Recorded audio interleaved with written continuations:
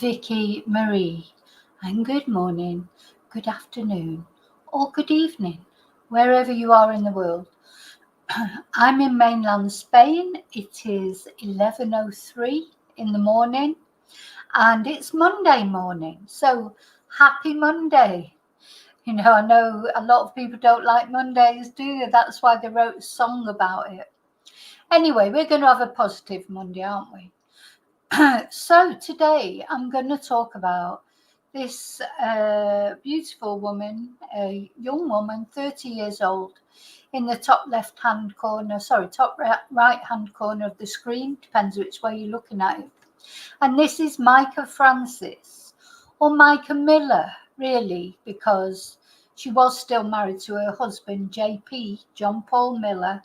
But a lot of people like to refer to her by her maiden name, Francis, because she had just filed divorce papers against him. He is just what the name stands for, JP. Anyway, I'm not going to say what I normally call him. I'll try and be good to start off with this morning. Anyway, she took her own life, very sadly, it seems. In a minute, I'm going to read out to you the police report that was originally released when this happened, when this very sad event happened.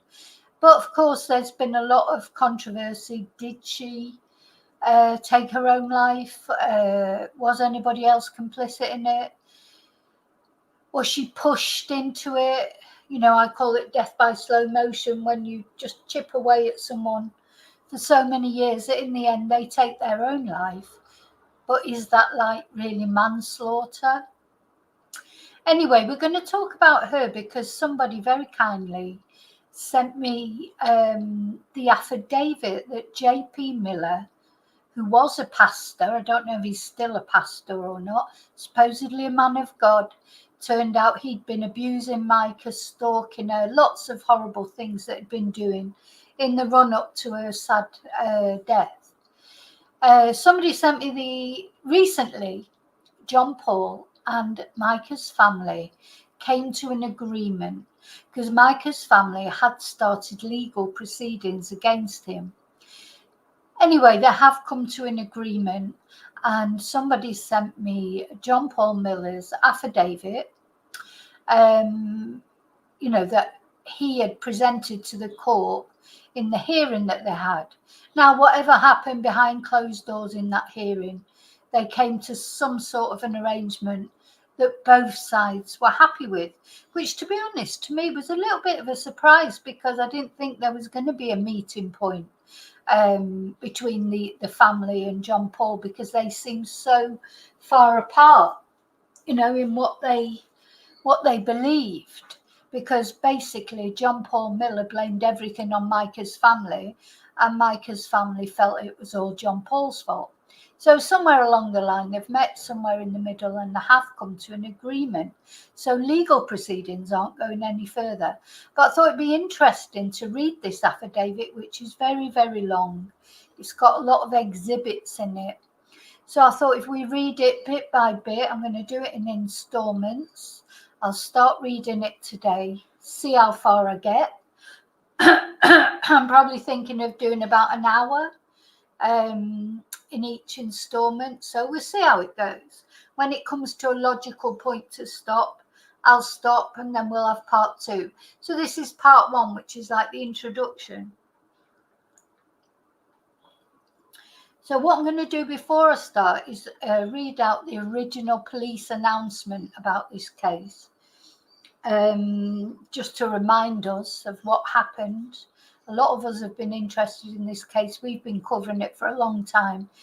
It's very sad because Mica seemed to have, times of great happiness. I love this photo of Mica. Let's have a look at it bigger, because I think she really was happy there. She was very,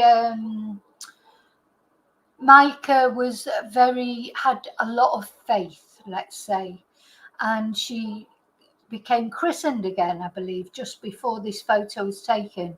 I really do believe she looked so happy on that picture, the lovely sunset and the beach in the background.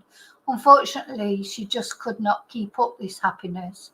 There were a lot of drugs involved, legal drugs, pharmaceutical drugs. She'd been diagnosed with bipolar disorder, lots of different things, but they're going to come out anyway in this that I'm going to read out to you. But I do like that picture of Mica because I do feel that she truly looks happy there. And I hope wherever she is now, she is happy and at peace. Okay, so I just want to say thank you to everyone, my usual thank you, so I can take off the banner. Thank you for being a subscriber. If you are a subscriber, if you're not, please think about becoming a subscriber and maybe liking this video. It's absolutely free. And special thanks as always to my members. Tomorrow night is Members Live, Carry On Chatting Members Live. I'm looking forward to that. And we do, if you become a member, we do lives every Tuesday and Thursday nights that are exclusive, live streams that are exclusive to members. I also want to thank anybody who's PayPal'd me, anybody who has bought me a Ko-fi or sent a super sticker, sent me an email, left a nice message, or just contributed in my channel in any way, shape or form. Thank you. Okay, now I'm going to say hello to everyone before I start. As I say, it's quite a long document this, so we'll just do it bit by bit. Hi Chumba, hi Daniel, hi Tracy.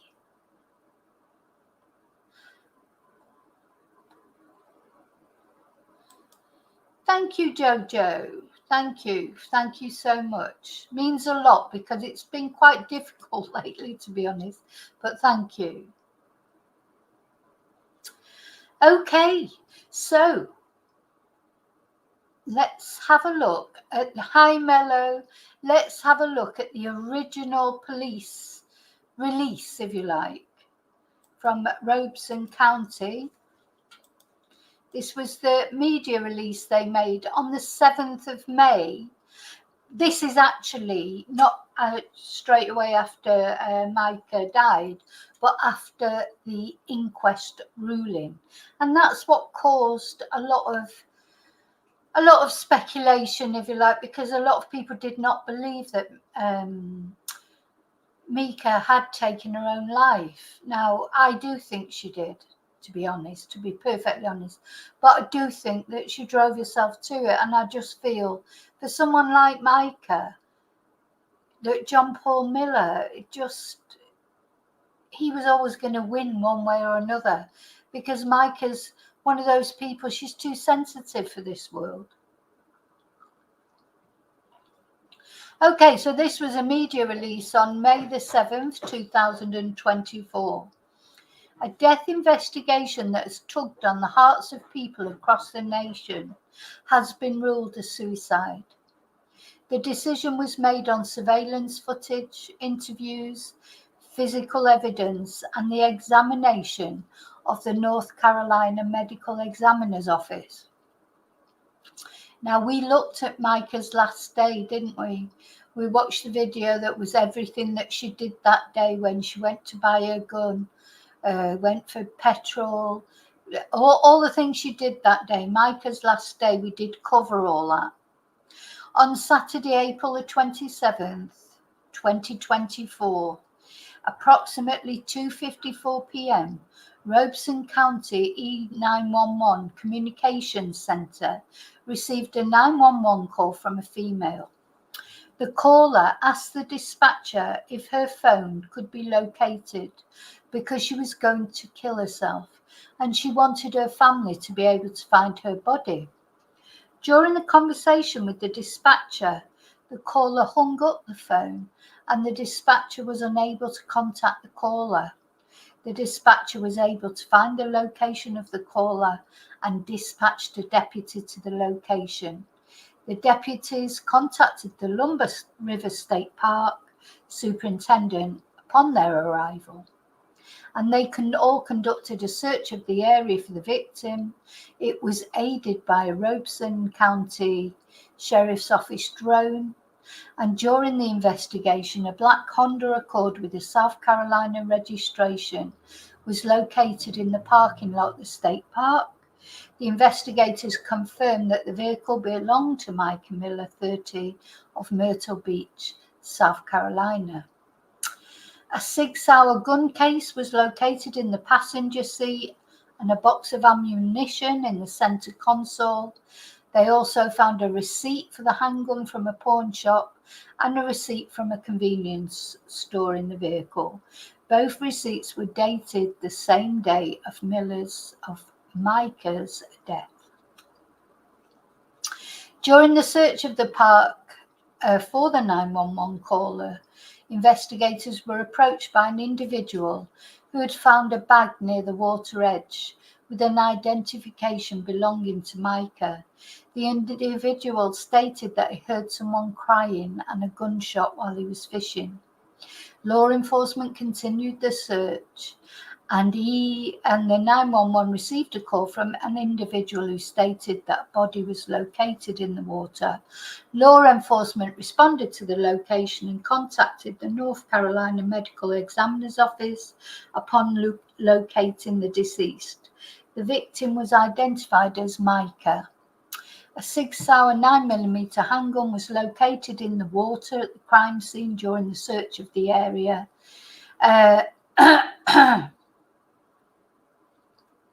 The serial number on the weapon matched the gun box that was found in Mica's Honda.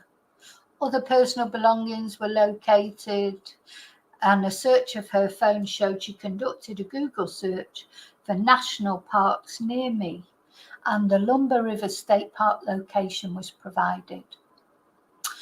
So the investigation also revealed that Mica and her estranged husband, John Paul Miller, had been separated, were involved in the legal system.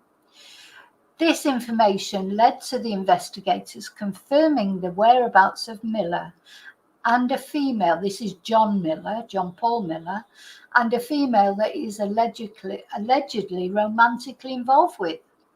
Investigators were able to confirm that both individuals were not in North Carolina on the night before or the day of Mica's death. Investigators learned through interviews that John Paul Miller was at an athletic event in Charleston on the day of Mica Miller's death. John Miller's vehicle was observed traveling on the bypass in Horry County at 2:22 p.m. The investigation confirmed that he was accompanied while traveling to and from the event in Charleston.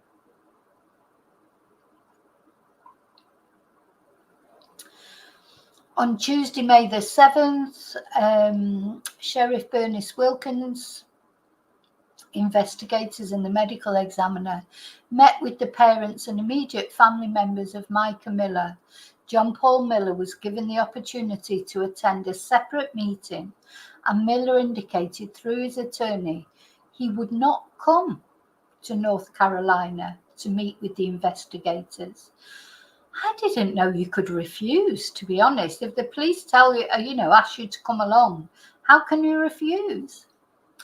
Investigators conducted several interviews and developed a timeline of events in relation to Mica's death on the 27th of April 2024.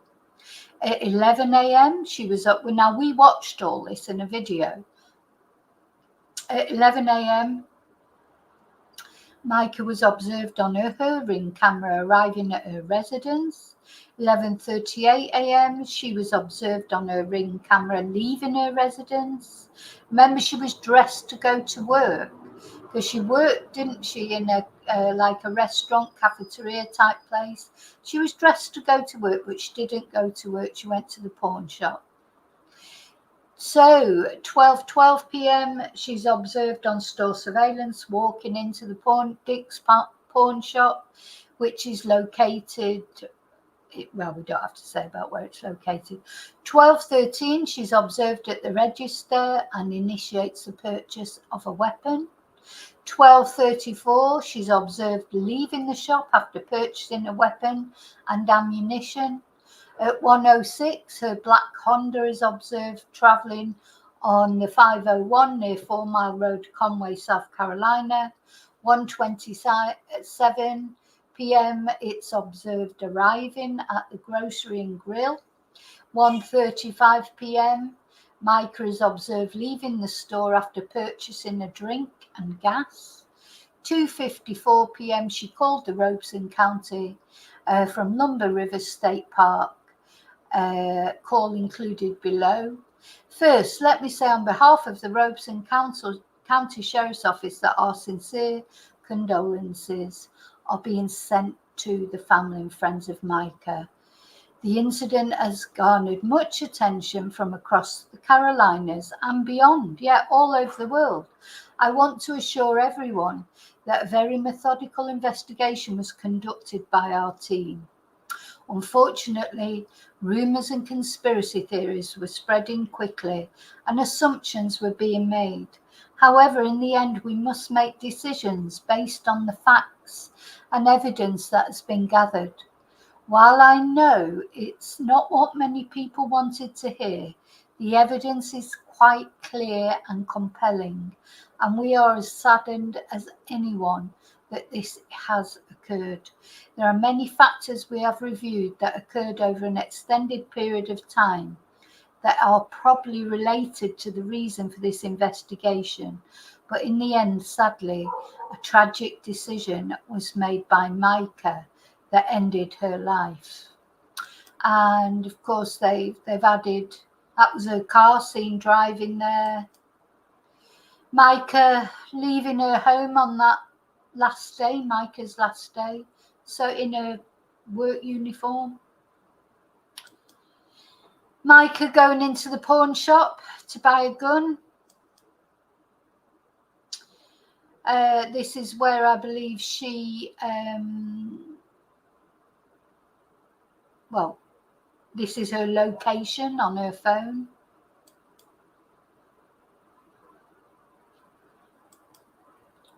Southport, this bloody Southport keeps popping up, doesn't it? So it was Southport, of course, where the 3 little girls were murdered in the stabbing incident in the UK. We did something to Southport in Australia or nearby where the young girl was murdered by a mum. Why does Southport keep popping up? Anyway, so this was Mica, that's her car, that's her going into the what's that? Robeson County 911, what's the address of your emergency? This is the 911 call. Hi, are you able to trace the location of my phone? Let me see. You don't know where you're at? In National Park. What's the phone number you're calling me from? 843-655-5242.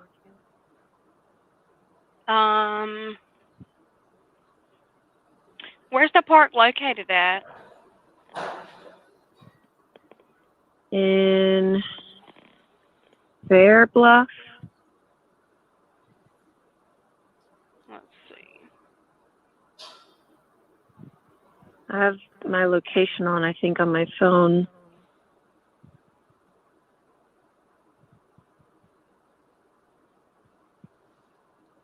Find my phone is on. I just did my my location. Okay. Like she sounds like quite out of it, doesn't she? You know, she's, I mean, it's good that she rang to give her location so that her family could identify her quickly, but it's so very sad. She just like already sounds like she's not really in this world. I'm showing, hold on one second.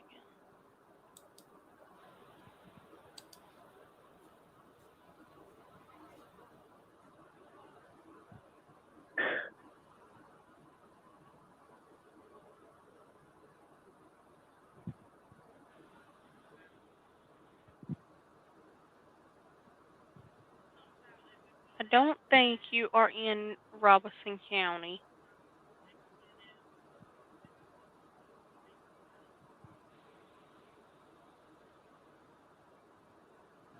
Yeah, the Lumber River State Park.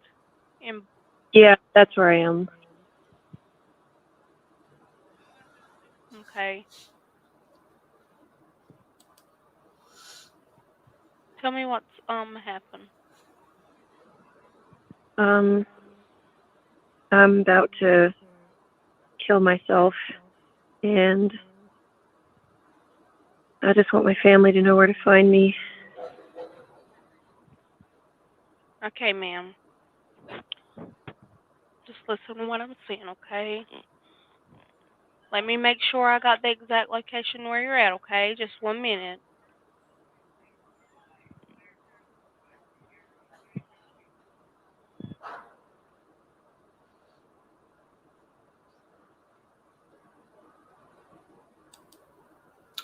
So now I think there was a bit more to that call, or maybe another call, or maybe they couldn't get through to her.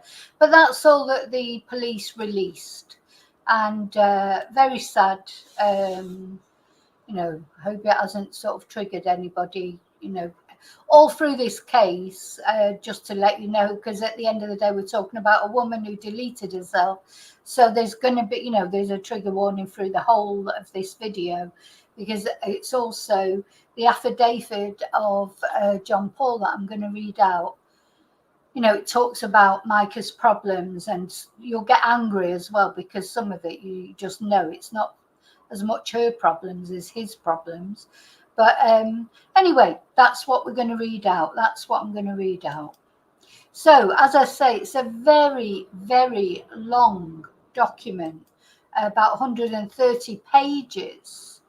And I mean, I haven't even managed to read all of it yet. I've read the first part because I'm thinking I will get through the first part with you in this first installment. But some of the, I just sort of scan read it. So some of the things would be more or less reading together for the first time. So this is John Paul's affidavit. So this is what he presented in this court case.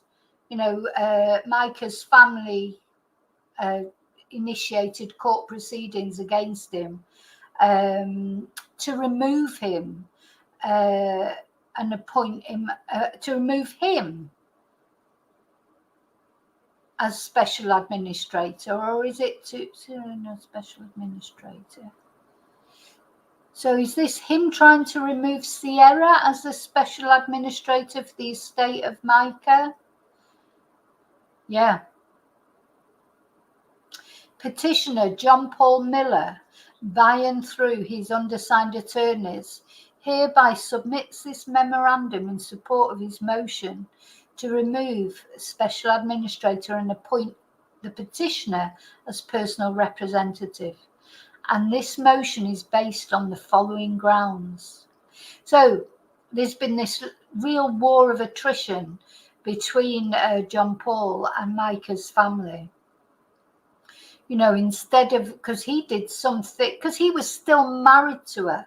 So the unfortunate thing is that although Mica had already presented divorce papers, sued for divorce just a couple of days before, she was still his wife. So legally, he did have the right to go and ask, for the body or for her personal possessions, etc. Because they were in effect still married, even though she'd sued for divorce. So it's very complicated, isn't it? Anyway, the respondent, in the memorandum in support of application for the appointment of special administrator filed on May the 3rd, the respondent intentionally misrepresented and or misstated certain material facts in order to be appointed in lieu of the descendant's husband.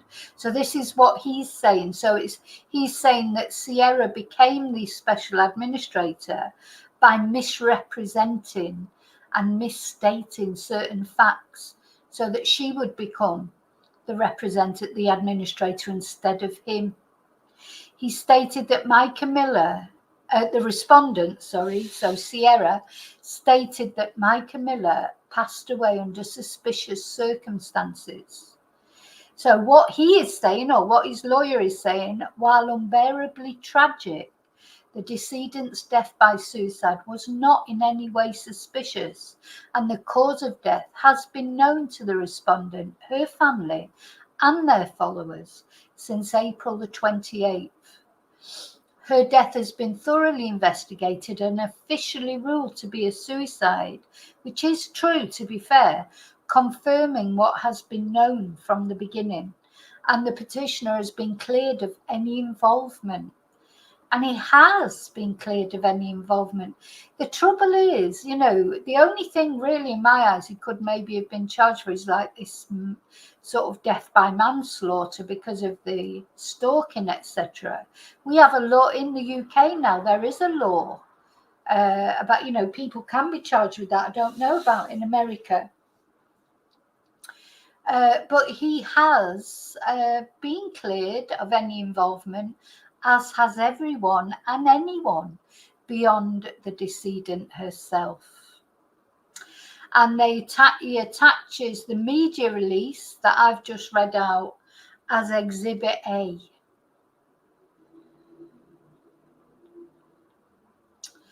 Also, most of the statements in the affidavits in support of respondent's application for the appointment of special administrator are based on hearsay and or conjecture. Almost all of the insinuations in the affidavits have been dispelled by the ensuing law enforcement investigations.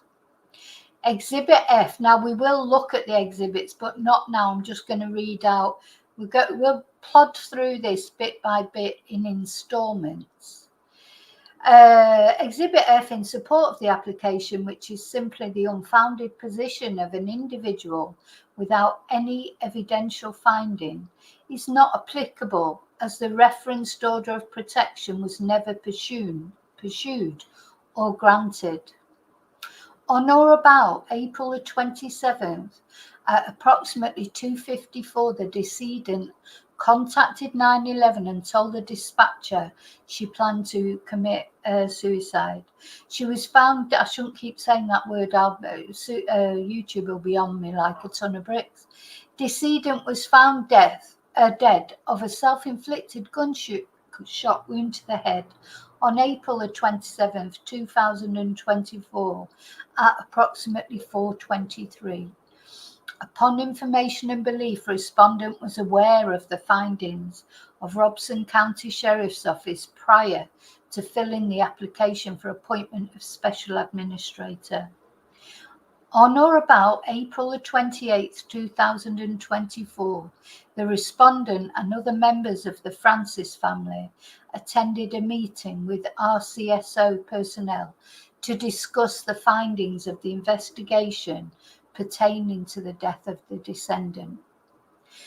The petitioner sought to be appointed special administrator inter alia, whatever that means, to preserve the decedent's interest in the estate and to attempt to find blame with the petitioner. Such attempts are now entering into their third month, have gone unfounded, and have been dispelled completely. Any such basis for respondent's appointment as special administrator is now moot, as decedent's interest is protected and preserved by the petitioner, who is the decedent's surviving husband and sole interstate heir under the law of South Carolina. It's a shame that she was still married to him, because he has a case. Whether you agree with it morally or not, he has a case legally, doesn't he? He does. so you can't get away from it, really. He is her husband.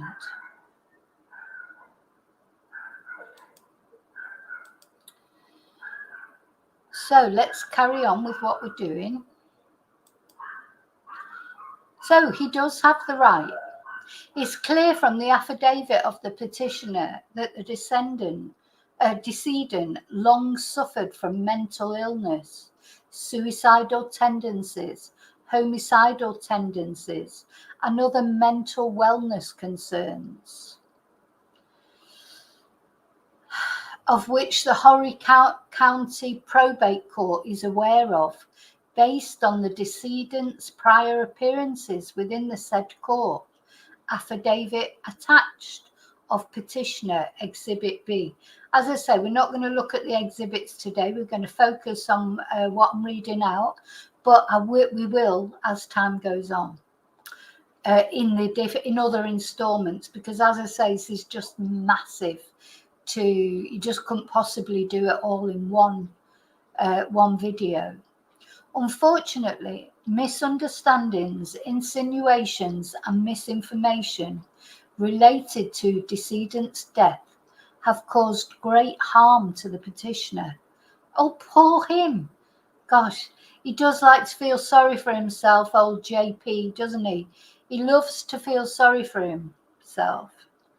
The husband of the decedent, the church he led, the church school, other staff and attendees of the said church, and anyone else the defamatory rhetoric reached, based on nothing more than an unfounded attempt to blame the petitioner for the decedent's death. So basically what he's saying is it's like a witch hunt against him, isn't it? And it sort of is. But the reasons are because, if your family member died, and you knew that this person had done certain things to your family member, whether they'd killed them or whether they'd done it to themselves, you'd be pretty angry, wouldn't you? The effects of the special administrator's actions have depleted the estate's assets and caused harm to potential beneficiaries, despite not being based on one piece of admissible evidence demonstrating any wrongdoing by anyone. Since the respondent's appointment as special administrator, the petitioner filed his petition to be appointed personal representative of the decedent's estate. The decedent died intestate, and as mentioned above, the petitioner is the decedent's surviving spouse and sole intestate heir. And unfortunately, as I say, whether you believe in it morally or you don't believe in it, as far as the law is concerned, that is true. They're still married, or they were still married.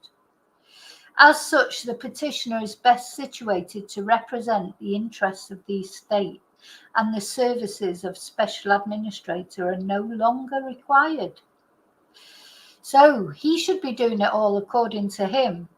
Now, there must be some truth in this, because otherwise the family would not have come to an agreement with him. So whatever happened there in that courtroom, the family's lawyers have said to him, look, unfortunately, as I say, it doesn't matter whether you agree with it or not. What matters is that is the law. The respondent stated that the petitioner's potential exclusion from benefiting from the decedent's estate, and then the code section, as additional support for the appointment of a special administrator, arguing that it would be improvident to give petitioner control over the decedent's estate. However, the aforementioned code section prohibits an individual who feloniously and intentionally kills the decedent from benefiting from a decedent's estate. The decedent's death has been ruled a suicide, and the petitioner has been cleared of any involvement. There is therefore no basis under the applicable code section to prevent the petitioner from benefiting from the estate or serving as the personal representative. The petitioner has priority for appointment as personal representative pursuant to the code section blah de blah de blah. Petitioner has not been disqualified. The decedent died intestate, so there are no devisees, and the petitioner is the surviving spouse and sole intestate heir. He therefore has priority for appointment as personal representative over the respondent, who is a surviving sibling of the decedent. Further, during the decedent's lifetime, the respondent was asked by the decedent to refrain from contacting her. So what he's saying is that Sierra, Mica's sister, was asked by Mica herself to refrain from contacting her and the petitioner. See the record of the text message from the decedent to respondent attached here as Exhibit C. Well, that may well be true, because it seems like there were a lot of, because Mica, she left John Paul, then she went back to him a few times, I believe. So probably at times when she was trying to make it work with him, because Mica believed in marriage, that once you were married, that was it. She didn't believe in divorce. So she probably tried to make a go of it with John Paul, and also he's very good at manipulating around again, love bombing her, buying her things, giving her money.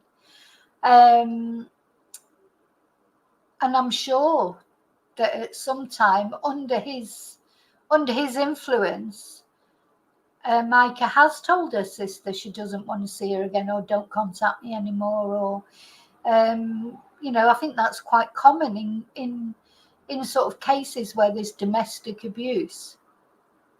Quite often happens, doesn't it, that the person who's being abused splits up from the abuser, goes and tells the family all the terrible things they've done.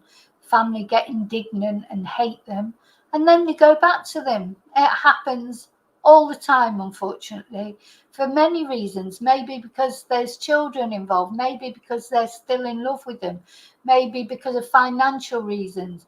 There's loads of reasons why that happens. And unfortunately, then the family are sort of left a bit with egg on the face, because they've, flown their colours to the mast supporting their family member. And then he'd hate them then, because he knew that they hated him. And he'd be like to Mica, no, you can just imagine it. Unfortunately, I think that does happen quite a lot, to be honest. So, let's carry on. So, while there may be conflicting allegations concerning the treatment of the decedent by many friends and family members during her lifetime, there is no evidentially admissible basis to find that the respondent will act in the best interests of the estate of the decedent, and that the petitioner will not. Further, as sole intestate heir, should the petitioner act contrary to the interests of the estate, he would be acting contrary to his own interests. For the reasons stated above, the petitioner respectfully requests this court to remove the respondent as special administrator for the estate of Mica Miller or Francis, and appoint the petitioner as personal representative of the estate of Mica Miller. So that's the basis of the case, or his reply to their case, etc. So this here, actually then, this is the media release that I've just read out, so I'm not going to read that again, because I just read that out before we started.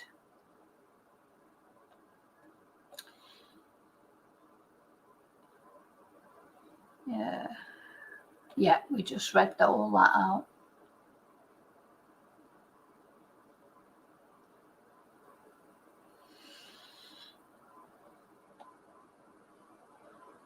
Now, this, I did have a little look through this earlier, and this is quite upsetting, I think. We'll read through this and then I'm going to finish for this installment. So this is Exhibit B. This is his affidavit, part of his affidavit. So he says, number one, Mica grew up in an unstable home with about 10 step-parents in total. Now that's a big claim, isn't it? She lived with people unrelated to her for many years of her life before turning 18 due to problems with her mother. And then Exhibit A. We'll look at those another time. Number two, Mica and I married at the end of 2017. On December the 1st, 2017, she decided to have an elective surgery, Exhibit B. Actually, I think we'll look at that because I want to show you that. That's important. Now, he says she decided, let's see. So this is Exhibit A. So let's just go, so we'll look at Exhibit A. So this is apparently the issues that she had with her mother. And she said, if this is true, I am very, very lucky to have found a female that I'm okay with, considering my issues with women and basically being molested by my own mother. So yes, we both have deep issues with the same sex. I was willing to compromise and go without you. You've given no compromise. I'm just not sure who she's talking to there. Find your man, go talk to him, and if you like him, I'll come along and listen. Even though it brings me anxiety, stress, pain, and more. But I'm going to do it because you fought so hard to have that, even when I told you what the result would be. If you really wanted a man and we're not okay with a woman. Oh, so because they did have some, yeah, oh dear. They did have some relations, let's say, didn't they, with other people in their relationship. Why is he presenting all this? It's like he's trying to make Mica look bad.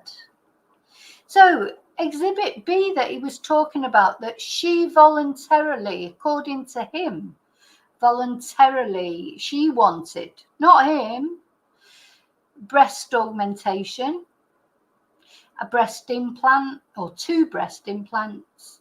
And then, of course, they had to pay for the operation room and the anesthesia.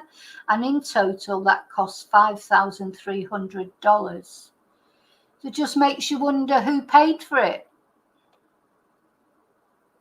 So he's saying this is what she wants. What he's trying to present here with all these exhibits, if you like, he's trying to make her look bad, and he's trying to say it was they were all her idea. But the thing is, we don't have Mica's side of the story, do we? We don't have Mica's side of the story. Let's go back up now to the top. So these are all the things he's saying.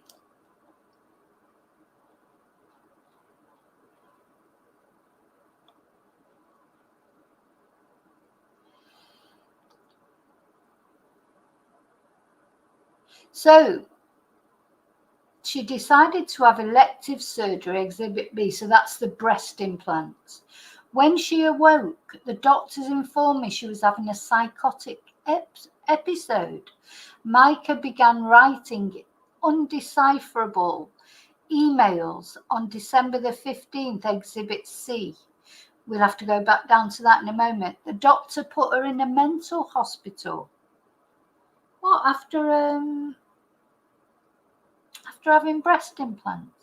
She was discharged and then readmitted. because her sisters convinced her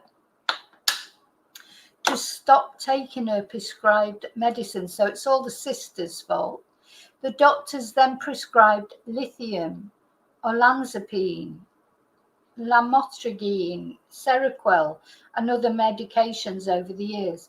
What's going on with all these medications everybody's on? I was struck with that in the Madeline Soto case. So you've got Stefan Stearns on a load of medications, Jen Soto on a load of medications, and even little Madeline at 13 years old is already on medications.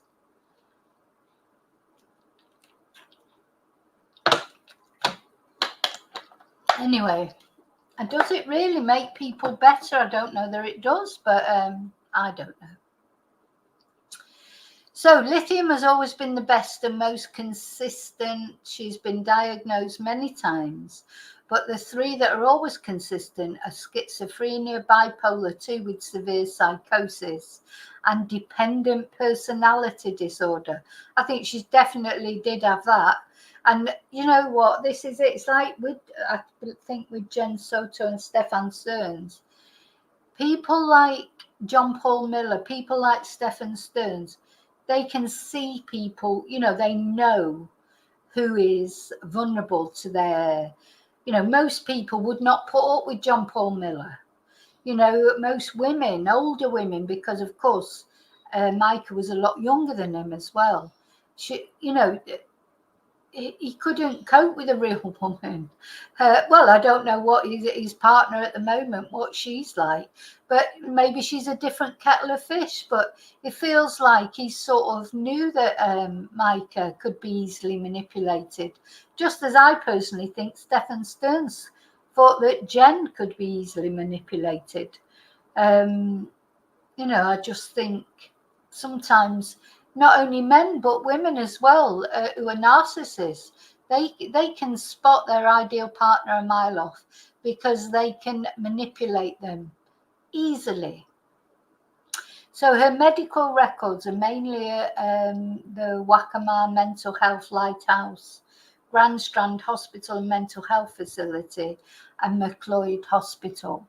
So let's have a look at Exhibit C to see what these incoherent emails were. See, the thing is, if they're emails, do we even know that she wrote them? Let's see.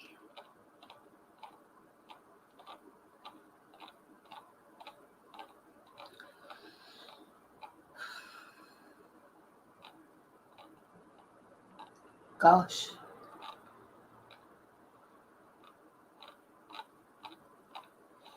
They do look a little bit rambling. If it was her, of course.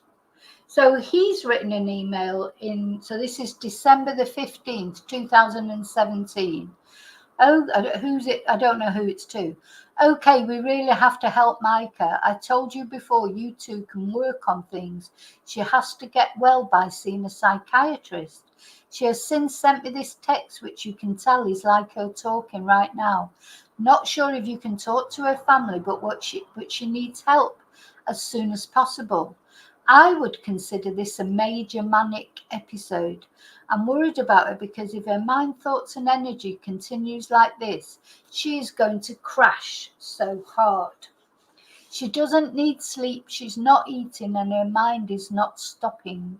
She cannot help this, but we have to get her help. I will help in any way I can. I care about both of you, but this is not healthy. I've never seen her like this. I thought listening would help her, but the mania is at a point it cannot be controlled. I am praying. This text starts off because she called me after she went home and I didn't have my ringer on. No worries, that was meant to be. Obviously God, so this is supposedly what Mica wrote. Obviously, God doesn't want you to know the final because you play a major role, good and bad, but this time you fill in the blank with whatever God is speaking to you right now. Let's just say you're about to come into a large sum of. Keep in mind that knowledge is the most valuable thing that God has, and we cannot know it all. That's why it was bad that Adam and Eve, me and JP, eat from it.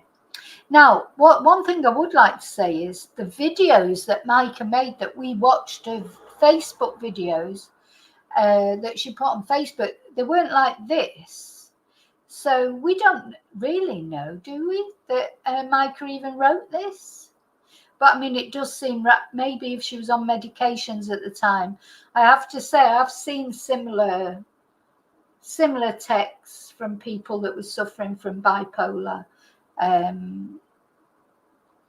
But we don't know that this is Mica, or what we don't know the context of it. Had she been on too much medication? Was he given a medication? The trouble is, you just don't know, and Mica is not here to give her side of the story. This is what sort of upsets me the most is it's all right them saying what's the word? It's all right him saying, this is her and that, but we don't know, do we? And it's certainly nothing like the videos I've seen. Hi and bye, Nanny L. No, I have a real worry about this, not knowing the context of it. That's why me and JP's wedding is the perfect blend of honour for the past, and for some reason God put it on my heart to have the flag presented at my wedding and stream live at 3 different angles and angels, but yet one live feed that you can flow between. Everyone ridiculed me, saying the Pledge of Allegiance was out of place, but again everything is opposite. And we just learned how to share our unity with the world. And God gave me and JP the tools to make video of that. It's very rambling, isn't it? Very rambling. So Jesus spoke in parables, remember. Then it all has to be complete by the new year to pave the way for his kids and my siblings to work together to build the temple. But someone, the prodigal and the adopted orphan, the forgotten, must come home and be found. And I will have a non-virgin birth because me and JP just had sex 2 nights ago and Christmas is 10 days ago. 10 days away. The 12th eye of Christmas, which the Jews called Hanukkah, which means unity. So JP and I must light 6 and 6, and God will light the 7th, making 13. Do you know what? To be honest, sounds more like it, because when I've watched his sermons, he talks a bit like this. But, maybe it was Mica, which is Friday the 13th. So a day that we see as negative will become positive. God made me and JP unify on Sunday, which is the first time we've had sex since the boob job. But I was given Loki, the god of mischief, so backwards would be the servant of order. I was this time. It will be imperfect. The imperfect, still innocent, white baby symbol of the baby Jesus. Okay. Gosh, I feel like I don't want to read all this out because it's there's a lot of it for a start, but also it is very rambling.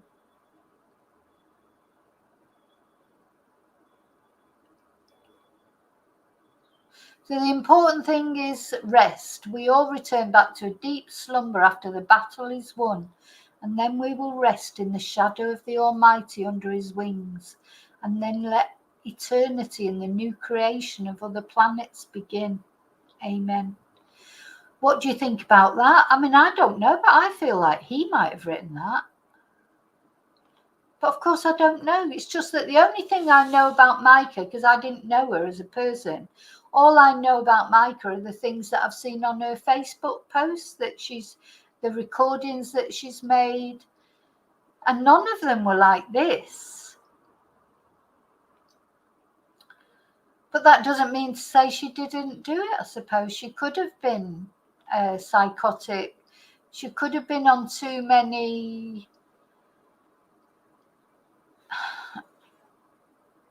she could have been on too much medication. She's talking about going to counselling. Well, I'll tell you what I'm gonna do. Before the next video, the next part of this, I'm going to look over that and pick out some bits that, I don't want to read the whole thing.